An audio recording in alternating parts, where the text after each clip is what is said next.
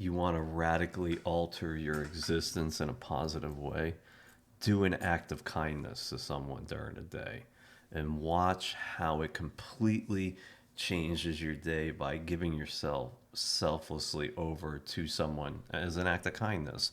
There's no greater call of duty in your life as being in service to others in any capacity that you can.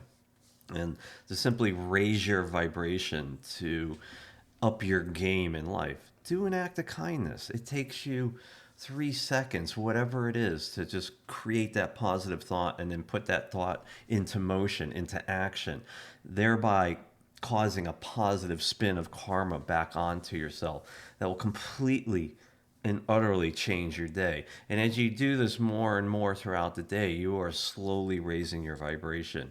And in kind, the universe will completely return that favor 1,000 fold. It's called positive karma. Give it a try.